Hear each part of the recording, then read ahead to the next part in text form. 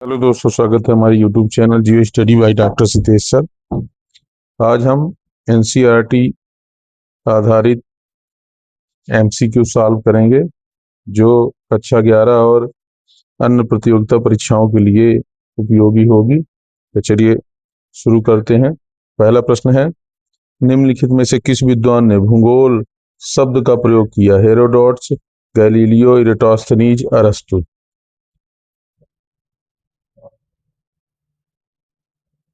तो इसका सही आंसर है इरेटोस्थनीज ने सबसे पहले प्रयोग किया था भूगोल शब्द का। दूसरा प्रश्न है, निम्नलिखित में से किस लक्षण को भौतिक लक्षण कहा जा सकता है? पत्तन, मैदान, सड़क व जल उद्यान। तो मैदान को कहते हैं। स्तंभ 3, स्तंभ 1, स्तंभ 2 के अंतर्गत लिखे गए विषयों को पढ़िए, इसमें सुमेलित करना है। मौसम विज्ञान, मौसम विज्ञान का संबंध है जलवायु से। जनांकी का संबंध है जनसंख्या से। और समाजशास्त्र, मुद्रा विज्ञान का मुद्रा से। और समाजशास्त्र का है सामाजिक विज्ञान से। अगला प्रश्न है, निम्नलिखित में से कौन सा विषय कालिक विश्लेषण करता है, संश्लेषण करता है? समाजशास्त्र, मानवशास्त्र, इतिहास, भूगोल। तो कालिक विश्लेषण यानी काल के आधार पर जो अध्ययन है वो इतिहास में किया जाता है। भूगोल शब्द किस भाषा से लिया गया है?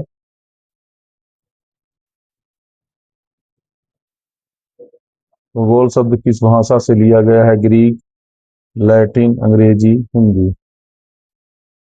तो ये ग्रीक भाषा से लिया गया है। भूगोल की भौगोलिक चिंतन शाखा का किस विषय से संबंध है? प्राणी विज्ञान, जनांकी, दर्शन शास्त्र, मानव शास्त्र। भौगोलिक चिंतन की जब बात आती है तो चिंतन का अर्थ है दर्शन शास्त्र।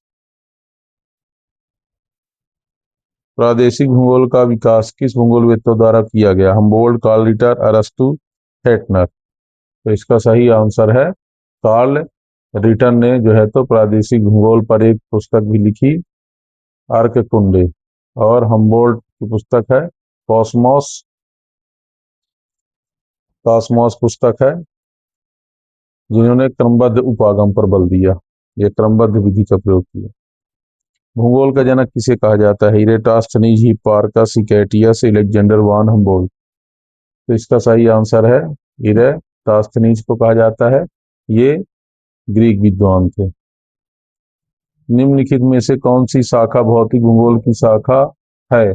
सैन्य भूगोल, आर्थिक भूगोल, जनसंख्या भूगोल और मृदा भूगोल। मृदा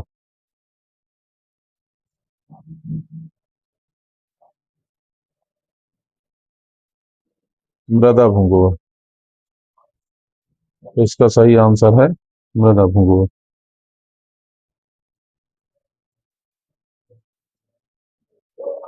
वायव्य राशि परिकल्पना 1755 में किस विद्वान ने दी? Carl Sagan, Immanuel Kant, Galileo, Newton. तो वायव्य राशि परिकल्पना कांट महोदय ने दी थी। ये जर्मनी के विद्वान थे जिन्होंने इस परिकल्पना को दिया था। सौर मंडल में ग्रहों की संख्या कितनी है? 7, 8, 9, 10। तो इसका सही आंसर है 8। पृथ्वी की उत्पत्ति कितने पृथ्वी की आयु कितनी वर्ष है? 450 करोड़ वर्ष, 460 करोड़ वर्ष, 470 करोड़ वर्ष और 480 करोड़ वर्ष। तो इसका सही आंसर है 460 करोड़ वर्ष या 4 अरब 60 करोड़ वर्ष। पृथ्वी पर जीवन का लगभग कितने वर्ष पहले आरंभ हुआ था? 280 करोड़, 350 करोड़, 380 करोड़, 420 करोड़। तो इसका सही आंसर है पृथ्वी पर जीवन का जो विकास है वो 380 करोड़ वर्ष पूर्व हुआ था। सर्वप्रथम किस विद्वान ने प्रमाण देकर बताया कि ब्रह्मांड का विस्तार हो रहा है? Albert Einstein, Edwin Hubble, Galileo, Newton. तो एडविन हब्बल महोदय ने बताया था ब्रह्मांड का विस्तार हो रहा था। एक गुब्बारे को फुला करके बताया कि ब्रह्मांड का विस्तार भी इस प्रकार होता है। बिग बैंग की घटना आज से कितने अरब वर्ष पहले हुई थी? 10 अरब वर्ष पहले, 12.5 अरब वर्ष पहले, 13.7 अरब वर्ष पहले, 15 अरब वर्ष पहले। तो इसका सही आंसर है 13.7 अरब वर्ष पहले यह घटना घटित हुई थी। बिग बैंग सिद्धांत के अनुसार ब्रह्मांड का निर्माण किससे हुआ है? धूल कणों से, गैसों के बादल से, एकाकी परमाणु, अति छोटे गोलक से, उल्का पिंडों से। तो इसका सही आंसर है एकाकी परमाणु के अति छोटे गोलक से। भूगोल शब्द का प्रयोग सर्वप्रथम किसने किया? प्लेटो, अरस्तु, इरेटास्थनीज, टालमी। तो भूगोल शब्द का प्रयोग इरेटास्थनीज महोदय ने किया था। बिग बैंग सिद्धांत किसने दिया? Albert Einstein, Edwin Hubble, George Lemaitre, Newton. तो एडविन हब्बल ने दिया था। विस्तारित ब्रह्मांड की परिकल्पना कहा जाता है? Steady state theory, big bang theory, nebula परिकल्पना, प्लेट टेक्टिक्स थ्योरी। तो विस्तारित ब्रह्मांड की परिकल्पना यह बिग बैंग थ्योरी से संबंधित है। स्थिर अवस्था की संकल्पना किसने प्रस्तुत की थी? Lemaitre, Hoyle, Hubble, Einstein. तो स्थिर अवस्था संकल्पना जो प्रस्तुत की थी वो हायल महोदय ने प्रस्तुत की थी। प्रकाश वर्ष किसकी इकाई है? समय की, दूरी की, प्रकाश की, द्रव्यमान की। तो प्रकाश वर्ष जो इकाई है ये दूरी मापने की इकाई है। पृथ्वी की उत्पत्ति किससे हुई है? सूर्य के विस्फोट से, नेबुला गैसीय पिंड, निहारिका से, उल्का पिंड से, ज्वालामुखी विस्फोट से। तो पृथ्वी की उत्पत्ति आज से 460 अरब वर्ष पूर्व जो है नेबुला नामक गैसीय पिंड के विस्फोट से मानी जाती है। तारों के विशाल समूह को क्या कहते हैं? ग्रह, उपग्रह, आकाशगंगा, धूमकेतु। तो तारों के विशाल समूह को आकाशगंगा कहा जाता है। निहारिका परिकल्पना का प्रतिपादन 1796 में किसने किया? Hubble, Laplace, Kepler, Galileo. तो इसका सही आंसर है लाप्लास महोदय ने इसका किया था। पृथ्वी से सूर्य से पृथ्वी की दूरी कितनी है? 12.95 crore kilometre, 14.95 crore kilometre, 16.95 crore kilometre, 18.95 crore kilometre. तो इसका सही आंसर है पृथ्वी की जो दूरी है वो 14.95 करोड़ किलोमीटर है। इसे राउंड फिगर में 14.96 भी कहते हैं। विशालकाय तारे आकर्षण शक्ति से अलग हुए असंख्य छोटे छोटे धूल कणों को क्या कहते हैं? उल्कापिंड, ग्रहाणु, धूमकेतु, निहारिका। तो सही आंसर है ग्रहाणु कहते हैं। पुच्छल तारा एक तारक परिकल्पना 1749 में किसने दी? लाप्लास ने, कास्टे द बफन, जीन्स ने, हॉयल ने। तो पुच्छल तारा की जो परिकल्पना है 1749 में कास्टे द बफन ने दी थी। इसी को आधार आगे मान करके वायव्य राशि परिकल्पना कांट महोदय ने दी थी। ज्वारीय परिकल्पना का प्रतिपादन किसने किया? Laplace, Jeans and Jeffreys, Chamberlain, Moulton, Comte de बफन।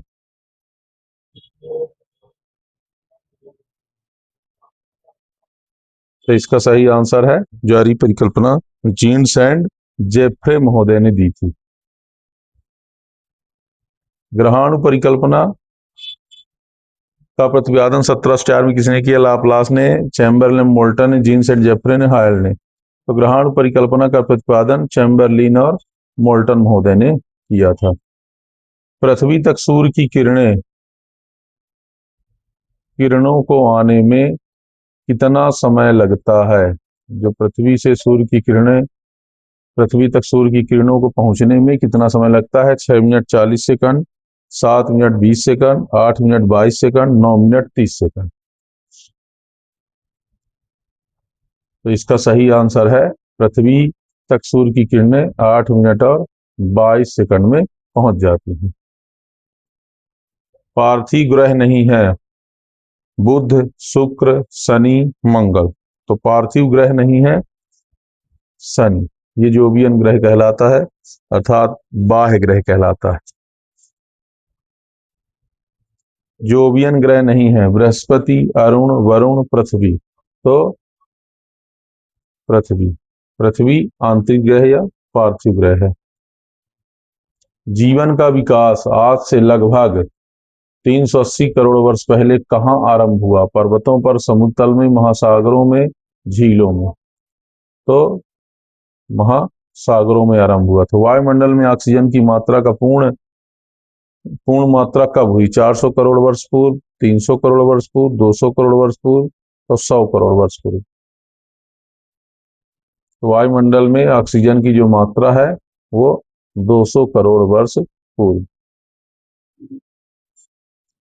किस युग को हिमयुग कहा जाता है? Triassic, Jurassic, Pleistocene, Holocene. तो सबसे पहले जब संपूर्ण पृथ्वी हिम से आवृत हो गई थी उस काल को हिमयुग कहा जाता है। इसे प्लीस्टोसीन युग कहते हैं। पृथ्वी के हल्के भारी घनत्व वाले पदार्थों के पृथक होने की प्रक्रिया को क्या कहते हैं? अपक्षय, अपर्दन, विभेदन, निक्षेपण। तो इस प्रक्रिया को जो है तो विभेदन कहते हैं। डायनासोर सर्वाधिक किस काल में पाए गए? ट्राइएसिक, जुरैसिक, क्रिटेशियस, पर्मियन काल। तो डायनासोर का जो सर्वाधिक विकास हुआ वो जुरासिक युग में हुआ था। स्थल एवं जल पर रहने वाले जीवों का विकास किस काल में हुआ? Silurian, Devonian, Triassic, Jurassic. तो स्थल एवं जल पर रहने वाले जीवों का धीरे धीरे जो विकास है वो डेवोनियन काल में शुरू हुआ था। कोयले की सर्वाधिक कोयला सर्वाधिक किस युग में पाया गया? डेवोनियन युग, कार्बोनिफेरस युग, पर्मियन युग, क्रिटेशियस युग। तो कोयले की जो सबसे ज्यादा प्राप्ति हुई थी वो कार्बोनिफेरस युग में हुई थी, इसीलिए इसको कार्बोनिफेरस कार्बन काल कहा जाने लगा। पृथ्वी का औसत घनत्व कितना है? 3.5, 4.5, 5.5 और 6.5। तो पृथ्वी का जो औसत घनत्व है वो 5.5। भूकंप का मापन किस यंत्र से किया जाता है? Barometer, seismograph, thermometer, anemometer. भूकंप का मापन सिस्मोग्राफ यंत्र से किया जाता है। भूकंप की तीव्रता का मापन किससे किया जाता है? Beaufort scale, Richter scale, Mercalli, Fahrenheit scale, Mohs scale. भूकंप की जो तीव्रता है वो रिएक्टर स्केल और मार्केली स्केल दोनों में मापी जाती है। रिएक्टर स्केल में पैमाने होते हैं 0 से 5, 0 से 7, 0 से 10, 1 से 12। तो रिएक्टर स्केल में पैमानों की संख्या 0 से 10 होती है। मार्केली स्केल में पैमानों की संख्या कितनी होती है? 0 से 5, 0 से 10, 1 से 12, 1 से 10। तो मार्केली स्केल में पैमानों की संख्या जो होती है वो 1 से 12 तक होती है। भूकंप अधिकेंश 105 से 145 के बीच का क्षेत्र क्या कहलाता है? संवेदन क्षेत्र, प्रकीर्ण क्षेत्र, छाया क्षेत्र, भूकंपीय क्षेत्र। तो भूकंप के अधिकेंश 105 से लेकर के 145 के बीच का डिग्री के बीच का जो क्षेत्र होता है वो छाया क्षेत्र होता है, जहां भूकंपी तरंगे अभिलेखित पी और एस तरंगे अभिलेखित नहीं की जाती हैं। भूग्रोड का घनत्व है 7 से 8, 8 से 9, 9 से 10, 11 से अधिक। पृथ्वी 3 परतों में बटी हुई है, क्रस्ट, मेंटल और क्रोर। क्रस्ट, मेंटल और क्रोर 3 लेयर में। ऊपरी परत क्रस्ट, नीचे बीच वाली मेंटल और सबसे आंतरिक जो परत होती है उसे क्रोड कहते हैं। ऊपर का घनत्व तो कम है और नीचे का आंतरिक भाग का घनत्व सर्वाधिक पाया जाता है, तो 11 से अधिक होता है। ये परपटी, क्रस्ट, मेंटल, क्रोड। पृथ्वी के किस भाग का घनत्व सर्वाधिक है? परपटी का, मेंटल का, बाह्य क्रोड का, आंतरिक क्रोड का। तो आंतरिक क्रोड का घनत्व सर्वाधिक है।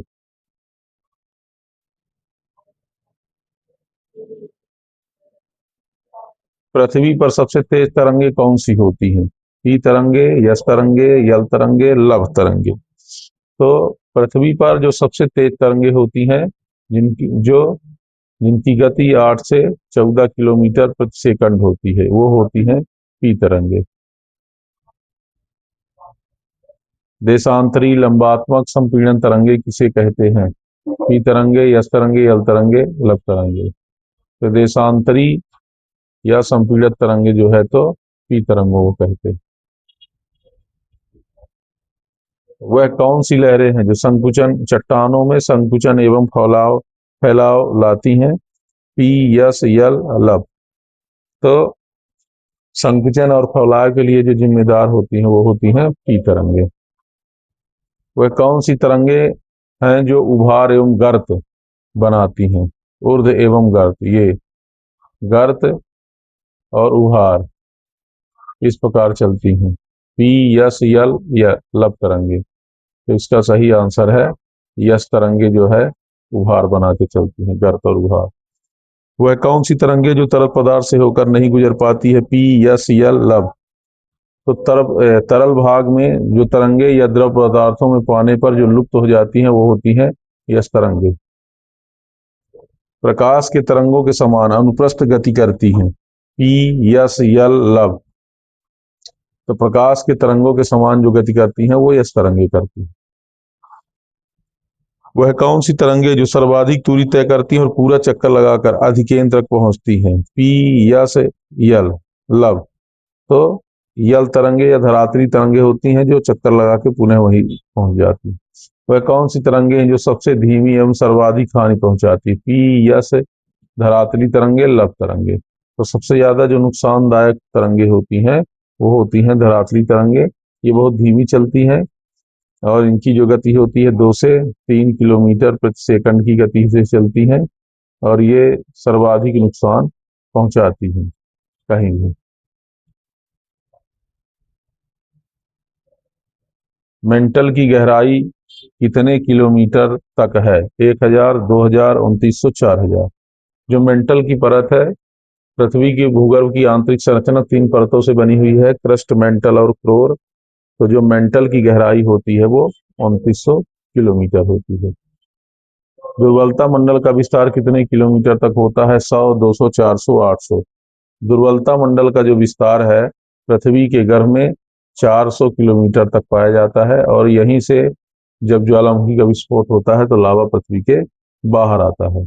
मोहो असंबद्धता किसके मध्य पाई जाती है? ऊपरी क्रस्ट, निचली क्रस्ट के मध्य, निचली क्रस्ट ऊपरी मेंटल के मध्य, ऊपरी मेंटल निचली मेंटल के मध्य, क्रोड एवं मेंटल के मध्य। तो मोहो असमता वह परत होती है जहां पर जब तरंगे पहुंचती हैं तो उनके घनत्व एवं उसमें तीव्रता में परिवर्तन उत्पन्न हो जाता है। उन्हें असंबद्धता क्षेत्र कहते हैं। इस प्रकार के पृथ्वी में 5 असंबद्धता क्षेत्र पाए जाते हैं। मोहो असमता निचली क्रस्ट और ऊपरी मेंटल के मध्य पाई जाती है। पृथ्वी के क्रोड में कौन से पदार्थ की अधिकता है? एल्यूमिनियम, सिलिकॉन, निकल, लोहा, मैग्नीशियम, लोहा, सल्फर और कैल्शियम। तो पृथ्वी के भूक्रोड में जो पदार्थ है वो भारी पदार्थ है जो लोहा और निकिल है। इसी कारण पृथ्वी के केंद्र में प्रबल चुंबकत्व पाया जाता है। पृथ्वी की त्रिज्या कितनी है? 5271 किलोमीटर, 6357 किलोमीटर, 6370 किलोमीटर, 6400 किलोमीटर। तो पृथ्वी की जो त्रिज्या है वो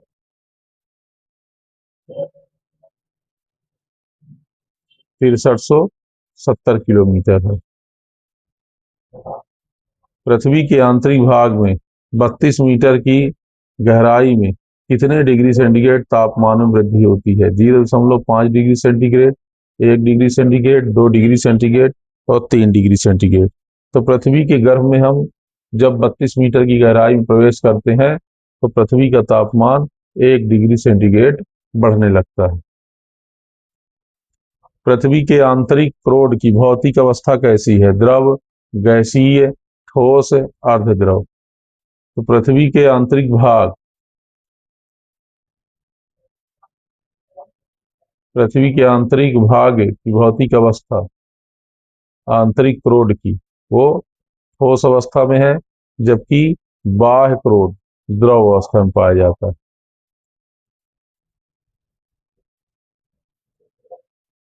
और बाह्य क्रोड और आंतरिक क्रोड के मध्य लेहमैन असंबद्धता पाई जाती है। लेहमैन। पृथ्वी निम्नलिखित में से कौन सा कथन सही है?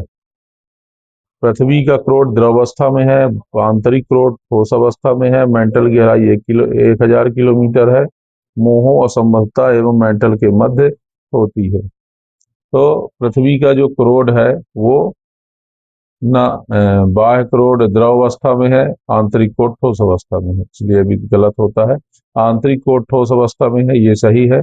मेंटल की गहराई 2900 किलोमीटर है और मोहो संबद्धता क्रोनियम मेंटल के मध्य है। ये गलत है, ये तीनों गलत है। इस प्रकार से आज हमने एनसीईआरटी आधारित एमसीक्यू सॉल्व किए जो कक्षा 11 एवं अन्य प्रतियोगिता परीक्षाओं के लिए उपयोगी होगी। अगर वीडियो पसंद आए तो चैनल को लाइक, सब्सक्राइब और शेयर जरूर करें। बहुत बहुत धन्यवाद।